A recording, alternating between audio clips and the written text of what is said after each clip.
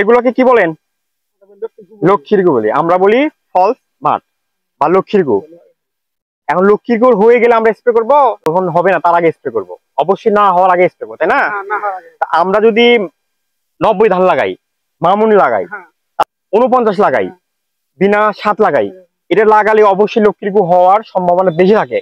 এই জন্য আমরা যখন ধানের শীষ বের হচ্ছে এই সময় একটা স্প্রে করবো, যেন আমার ধানের জমিতে লক্ষ্মীর গু না হয়। আর যদি সেই সময় স্প্রে না পারেন, তাহলে ধানের যখন দুধ অবস্থায় হচ্ছে সেই সময় একটা কিন্তু স্প্রে করতেই হবে।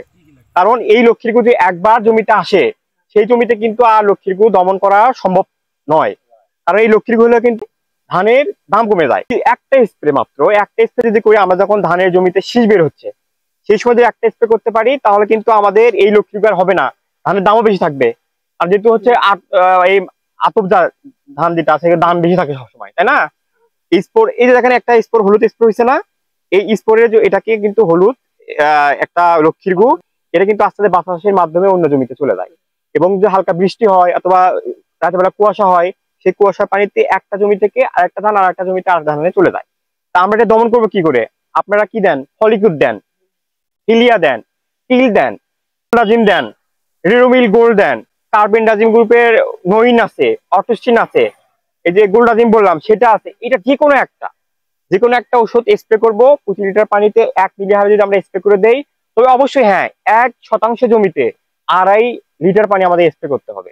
ও স্প্রে আমরা করব, কিন্তু কম যদি স্প্রে করি তাহলে কিন্তু আমাদের এই লক্ষ্মীর গু আমাদের দমন হবে না।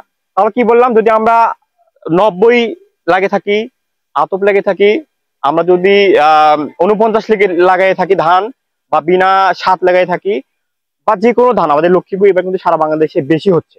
এই জন্য আমরা তখন ধানের জমিতে শীষ বের হয়ে গেছে এবং একটা দুধ পর্যায়ে আছে, এর সময় আমরা এই যে ধরনের ওষুধগুলো বললাম সেগুলো স্প্রে করে দিয়ে আমাদের লক্ষ্মী গু থেকে আমরা এটা দমন করব।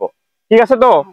বুঝতে পারছেন? হ্যাঁ, আমাদের দর্শকবৃন্দকে বলবো আপনারা অবশ্যই তারা 90 আতপ বিনা 7 অথবা আমাদের 49 ধান যারা লাগাইছেন বা যে কোনো ধান লাগাইছেন, তারা অবশ্যই আমরা এই লক্ষ্মীপুর যেহেতু আক্রমণ বেশি হচ্ছে, এই জন্য আমরা অবশ্যই কার্বেন্ডাজিম গ্রুপের অটোস্টিন, নোইন অথবা গোল্ডাজিম, অথবা আমরা যদি ফলিকুর বা ফিলিয়া অথবা হচ্ছে রিরোমিল গোল্ড, যে কোনো একটা যদি আমরা স্প্রে করে দিতে পারি, তাহলে আমাদের এই জমিতে অবশ্যই লক্ষ্মী গু আর হবে না।